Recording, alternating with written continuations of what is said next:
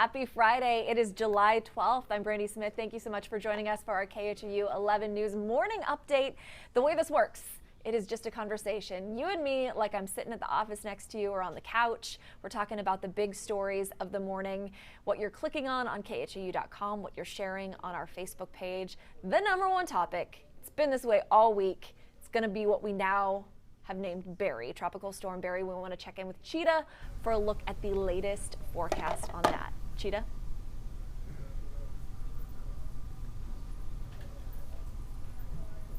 Okay, good morning.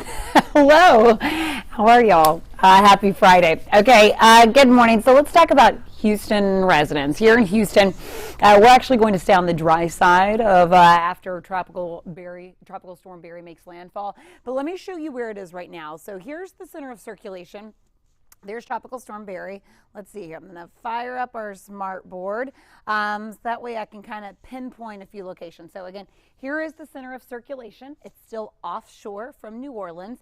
Here's the coastline of New Orleans. And then again, there's the Texas-Louisiana border.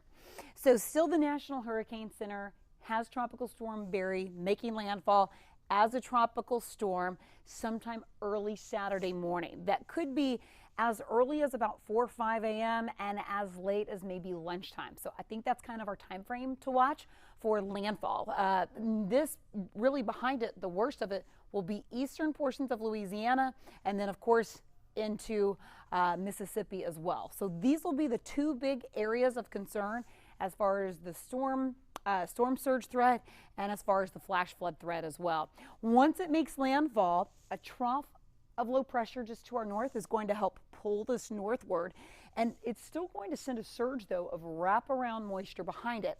So as we get into Saturday night and Sunday, because you get counterclockwise spin around an area of low pressure, we are going to see the chance from some of this tropical moisture to catch a few of these thunderstorms to a few showers.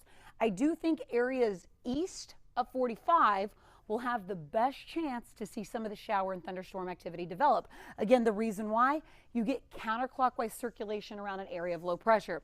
Let's just say I'm going to go best and worst case scenario as far as our weekend rain chances, because I know a lot of you, that's what you're really concerned about. I'm going to zoom on in a little bit tighter here so you get a better picture of what I'm talking about. Let's say from the cone of uncertainty, after landfall, Tropical Storm Barry lanes a little further west. When we get that wraparound moisture, I think we'll have a better chance to see some of these shower activities and maybe some of these isolated strong thunderstorms by Saturday afternoon and Sunday. Now, really, the best case scenario that would actually keep our weekend mostly dry is if Barry ends up being more on the eastern fringe, which at this point, the forecast track, what you're looking at, has been fairly consistent even from late last night. Now, the timing, as far as exact landfall goes, that may change. That may, the timeline may start to get a little bit faster, or it may start to slow down. But either way, for landfall purposes and who will be impacted, this has stayed very consistent. And most models now pretty unanimous in that thinking. Again, we're talking about that wraparound moisture. The reason why I show you that is showing who's in line for the direct feed of this deep tropical moisture. At this point, it's portions of eastern Louisiana and into Mississippi. Notice we're on the dry side of things. After Tropical Storm Barry makes landfall, we may catch a few showers, but even this morning for your Friday, you are waking up dry, you're under cloudy skies, a little bit of that sunshine will start to peek in through those clouds, and by the afternoon, it's just really going to be hot and humid. Let's take our rainfall totals up till about Monday, 5 o'clock. I do that because we're still going to be looking at the potential for heavy rain through Sunday, areas east of the Texas-Louisiana border. So some of these accumulations, notice through Monday, are looking upwards of 10 and even isolated spots up to 20 inches of rain. You can't rule that possibility out. So the storm surge, the wind impact, and especially the life-threatening flash flooding will be the primary threat heading into midday and afternoon hours Saturday and continuing that through Sunday as well. Here locally, we're looking at half to an inch and a half of rain at most, and that's really the inch and a half of rain is our worst case scenario. I'll detail that out a little bit more here on our future track. So watch by the afternoon hours, center of circulation starting to get just a little bit more organized. It's starting to get a little bit tighter here. We look for that as even we're talking about pressure dropping and the strength of the tropical storm increasing. So here we are, 8 o'clock this evening. Notice how it's still offshore from Louisiana, but right on track for that central Louisiana landfall. I'll continue this trend, 1:30 in the morning, getting closer, but still again just slightly offshore. By 5, 6, 8 a.m., it's going to be close. As far as center of circulation, you could say that was just offshore, but these outer bands are going to start to really impact that coastline again for your overnight hours into early Saturday morning. So again, that landfall, the impacts will be felt beginning this evening and overnight, and then the direct landfall could be as early as tomorrow morning and maybe as late as about midday. This is a live look outside right now for your Friday in Galveston. Notice all that sunshine in place. It's going to be a busy day in Galveston. If your plan was maybe to head out to the island this upcoming weekend, a couple things that you want to be aware of. Because of Tropical Storm Barry, we're now going to get a north wind. That's going to help push most of the water this way, okay? So we'll have rip currents in place, high seas, choppy surf. You'll have to watch out for that, but otherwise, a little bit of a different scenario than we see these gusty winds coming in from the southeast. So we'll have to continue to monitor for any advisories that are issued, but rip currents, I think at this point, will probably be the biggest concern. If you're planning to bring little ones out, just watch them by the coastline there. Temperatures feeling this morning already in the mid-90s. Look at this here. Golly, 95 in Pearland, 96 in Galveston right now, feeling like 88 in Cleveland. Just a really sticky start to the day. This afternoon, high temperatures will build to the mid-90s, feeling as hot as about 105. A 30% chance today for an afternoon shower to an isolated thunderstorm this evening. Really, the chance for these thunderstorms, though, barely increase as we head into Saturday and Sunday. And again, it's that wraparound moisture around Tropical Storm Barry. So it's still tropical moisture that's moving in, but most of that will be fairly limited. Low 90s expected through Monday. Next week, rain chances move out, and then it's all about the heat. Temperatures will build back into the mid-90s. I'll give you one last look at the track from the National Hurricane Center. Not much has changed. This is the latest advisory in. Still tropical storm strength, still offshore. It's expected to meander, stay fairly stationary through much of the day today. And then as we head into this evening, still remains as a tropical storm. And then at some time early Saturday morning that we're looking at potential landfall. Again, that timeline may change just a little bit as far as when it makes landfall. But the forecast track has stayed right on par with a central Louisiana landfall. Majority of the impacts felt from eastern Louisiana, central Louisiana, and portions of Mississippi. We remain on the dry side, picking up maybe a half to an inch and a half of rain. So while we're very cautiously optimistic here locally, all eyes, our hearts and thoughts will be areas just to our east. We know the feeling as they're bracing for a very strong tropical storm and potentially maybe even a Cat 1 hurricane. I'll send it back to you. All right, guys, sorry, I am just tweeting out some breaking news. Alexander Acosta, the labor secretary who's been at the center of the Jeffrey Epstein case, has just announced that he is going to resign. We're going to have more information on that on khou.com in just a few minutes, but that notification just came down about a minute ago. So that is a developing story we are going to be watching. Another story that we're really paying attention to and that you're clicking on, that you're sharing, is coming out of Dallas. Our sister station, WFAA, has been covering this since yesterday morning when you woke up to an Amber Alert for this little boy, 18-month-old Cedric Jackson Jr., CJ, to his family. Well, now we know that the boyfriend of his aunt, who was caring for him, has been arrested. That suspect's name is Cedric also, so I know it's going to get a little confusing, so I'll call the suspect Cedric Johnson. The little boy, the victim here, is CJ.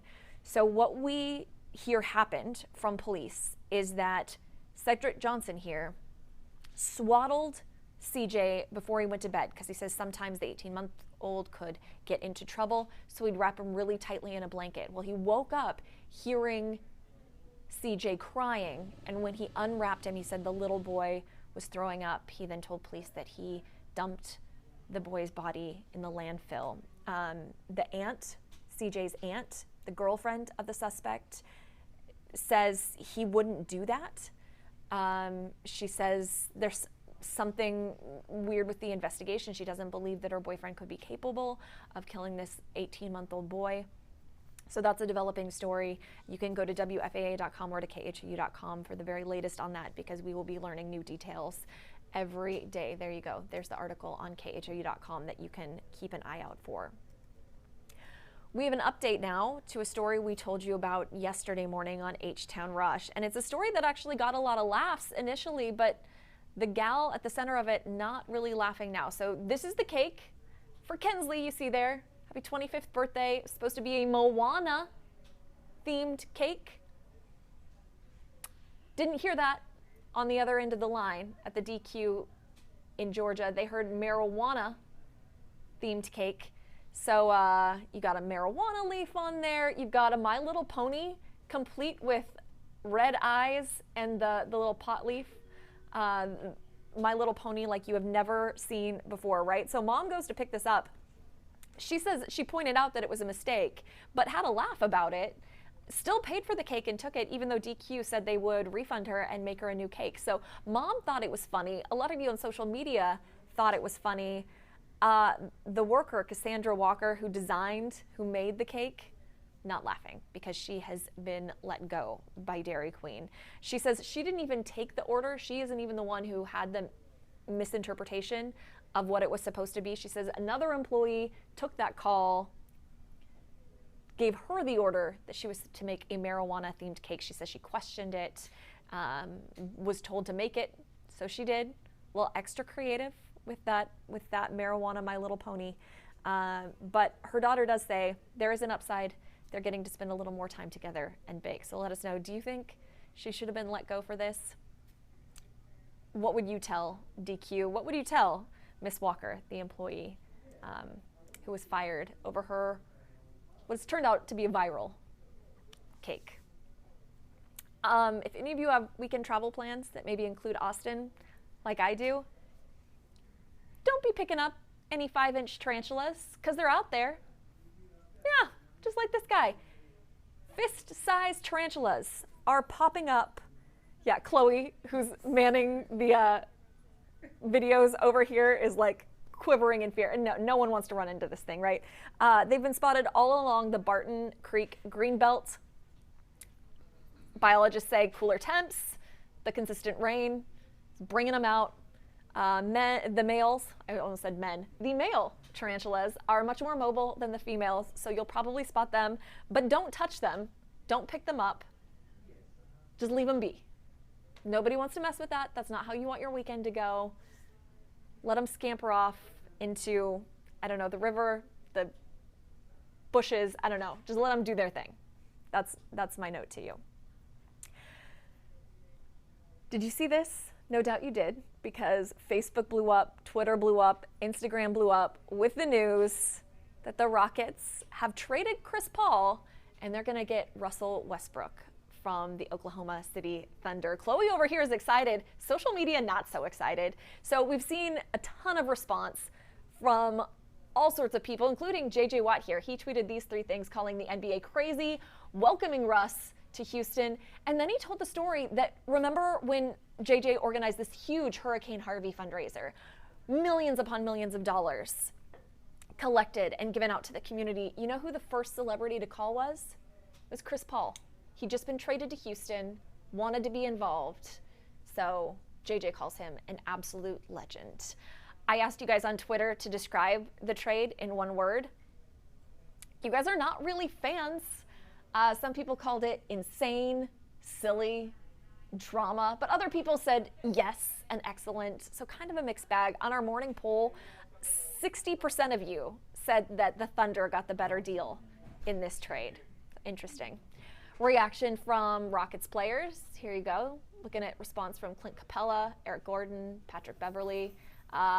Beverly thinks this year's about to be lit, so we shall see. A lot of expectations now. Shea Serrano is one of my favorite follows on Twitter. Used to be a Houstonian, now lives in San Antonio. But I loved this whole thread that he had. Who's going to teach Russell Westbrook how to do the South Side? Who's going to tell him about Jay Prince? Who's going to take him to Papados off 610? Who's going to help him get an easy tag? These are all very important questions. So if you'd like to volunteer, just raise your hand in the comments. We'll see about getting that to you. And you can read a whole lot more about the Rockets trade on khou.com. The details, by the way, Rockets gave up Paul, 2 first-round draft picks, future first-round draft picks, and a couple pick swaps. So that's the tea there for you. And I forgot to encourage you guys to leave comments and questions for any of these stories down below, and we're going to circle back to those here in just a second and get your comments and questions. Finally, we're wrapping up. Today is July 12th. It's 7/12, which means tomorrow is July 13th. It's 7/13 day. So here is my challenge to you, since it's 7/13 day. I want you to give me 7 emojis that describe Houston. I used the sunshine in mine because it's a little warm here. A couple others: alligators, food, tacos. Give me one restaurant, one favorite restaurant. I'm not asking for your absolute favorite because I've decided that's impossible. Just give me one of your favorite restaurants, and then 3 of your favorite Houstonians. You can either tag them or just name them. Let me know who those folks are. All right. Circling back to comments and questions. Let's see what you guys got for me. I'm sure there are a lot of berry-related questions, and Chita covered this. If you planned on traveling east, don't. Not a good weekend for that. Don't drive. We had someone ask if they should drive to Jacksonville. No, probably not this weekend. Keep your travel plans west. Best course of action. We're thinking and praying of our neighbors in Louisiana. We've been through this. We know they've been through this, and so many New Orleans residents relocated to Houston after Katrina. It's something we all feel very emotionally attached to. A lot of PTSD for some folks related to Barry, any tropical storm, any tropical system, because we know how much damage and impact it can have in our community. So just keep sending your thoughts and prayers to our folks over there, and after landfall, which is expected overnight tonight, just keep an eye out. If there's any call for need, anything you can do to help, be mindful of that. And keep checking the forecast at least twice a day, because you never know what can change in that time. So, comments and questions. Chloe, what you got for me? Yeah, a lot of people on Barry. Let's see. Enrica says she prays it's not going to be as bad as they're predicting. I mean, we're talking about the potential in isolated areas for up to 20 inches of rain. That's significant. We got less than half of that for Harvey. But we've seen, Tax Day flood, Memorial Day flood, what kind of an impact that amount of rain can have on little pockets, and it can be absolutely devastating. So yes, I think, Enrica, we are all praying that it won't be as bad as it has the potential to be. Amy wants to know where are the tarantulas again? Amy's asking about the tarantulas. They're in Austin. They're in Central Texas. Yeah. None here in Houston to report, so that's some good news there. But if you go to the swap shop in the Houston Zoo, if you haven't been, you definitely should take your kids. They can bring in. I'm a Houston Zoo volunteer, so little side convo here. If you go to the Houston Zoo, you can bring in up to 3 items you find in nature outside the zoo. You can't pick leaves off of plants in the zoo. But rocks, shells, bones, any of that, squished bugs, not even kidding. We have a lot of those brought in. You can bring those in, and your kids get points for what the item is, and depending on how rare it is or how big it is, and knowledge points if they can tell us a little bit about it. And then they can use those points to get other things in the shop. So a lot of people look at it, it's right by the Children's Zoo. They think it's, like a gift shop. It's not. It's way cooler. Anyway, if you go in there just to visit, they do have a tarantula in there that you can see, and usually the keepers can pull out and kind of let you take a closer look at. But you don't touch them. That's the rule. So if you want to get up close, that's the way to do it. Don't go to Austin and the Green Belt and try to bring yourself a friend home. Just, there you go. A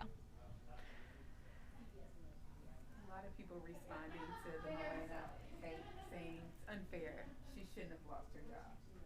It's so sad because she says she questioned it too. The DQ worker Cassandra Walker in the Moana cake debacle, and Mom didn't even really have a problem with it.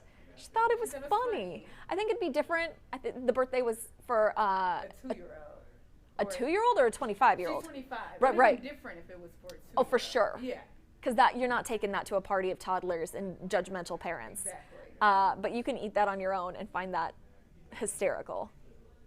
It's so good. If you haven't seen the Moana cake, you got to click the link up above to take a peek. Because she went all out on that. Now she's out of a job, so we'll see. Hopefully she can find something else. It's a little tiny town though, outside of Macon, Georgia. It's called Milledgeville. So hopefully there's some opportunity there for her.